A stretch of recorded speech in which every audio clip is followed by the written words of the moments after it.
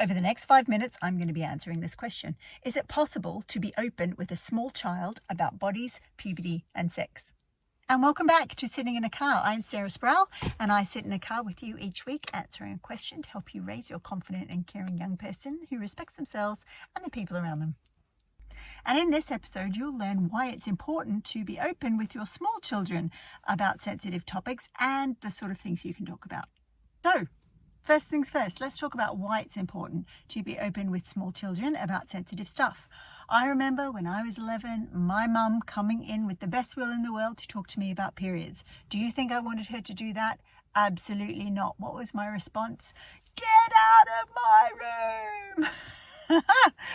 I don't want that with me and my kids. I'm sure you don't want that with your kids, and that is why we need to be as open as possible with our smaller children, so we're setting the habit for these sort of conversations. So they get used to talking about these things with us, and we get used to talking about these things with them. It's really important. You know, it's interesting because kids develop between 8, 9 and 10, around that time. This thing that I call the squick factor. It's developmentally appropriate. Most kids develop it. It's where they don't want to talk to us about any of that sensitive, icky, body-related, puberty-related stuff. And unfortunately, that squick factor development coincides with the time when most adults think it's when you should be starting to talk about these things. So it's like nature's terrible, terrible joke. So we want to start talking about sensitive things before the squick factor kicks in. The other reason why it's important to talk to young children about stuff to do with bodies and all those things is because we want to avoid this not saying anything, all of a sudden saying all the things. It's like trying to accelerate a car from 0 to 100 in like 2 seconds flat. Most of us, well, I definitely do, have a memory of those sort of conversations happening. And the way to avoid that awkwardness and icky feeling is to start gradually, accelerate gradually, start these conversations when our children are really small, and so they get used to this happening inside their family. So you know why these conversations are important and why it's good to be open with much younger children, but what can you talk about? What can you be open about? Well, I have a list of 9 topic headings. There are lots of different conversations that can be had under each topic, but I'm going to give you the 9 headings so you just get a clear idea of actually there are lots of wonderful things we can be talking to our younger children about. And in this context, I'm thinking about the grouping of children 4 and under.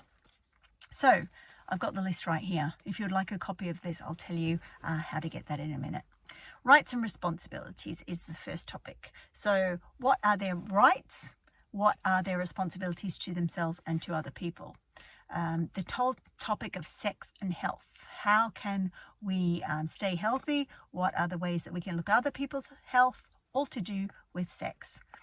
Relationships. What's a good relationship? What's an unhelpful relationship? What sort of relationships do we need as human beings? Sexuality. What is sexuality anyway? Do you really know? Sometimes I sort of realize that I'm learning more about sexuality every single week, and this is sort of my job that I do. So we can talk about what sexuality is from very early on. People's bodies. There's a topic heading. What are the names for all the parts? What do all the parts do? How do bodies develop? How do they change in puberty? There are ways that we can talk about all these things with children under 4. Babies. We need to talk about babies. Let's talk about babies and how they develop and where they grow and how are they made anyway. Health and sex is another topic. How do we stay healthy?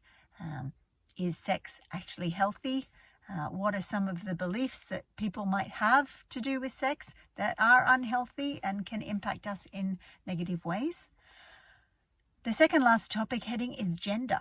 How can we talk about gender with children from 4 and under? And there are lots of things and ways we can do that. And there's some other episodes of Sitting in a Car, particularly one that I remember about is green a boy's colour.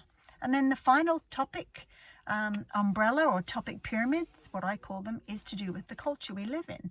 How our culture will be teaching us particular things about our body, about sexuality, about other people's bodies, and different cultures teach us different things.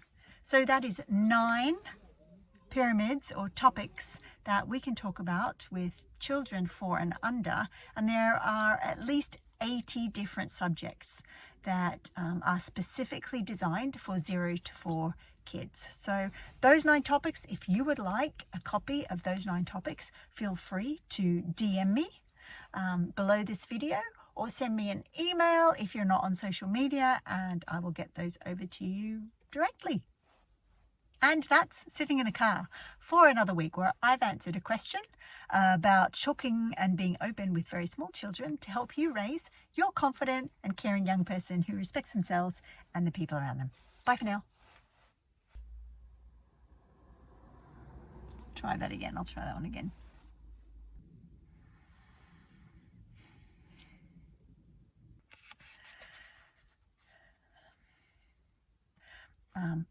Health. Oops. Damn it. I got that wrong.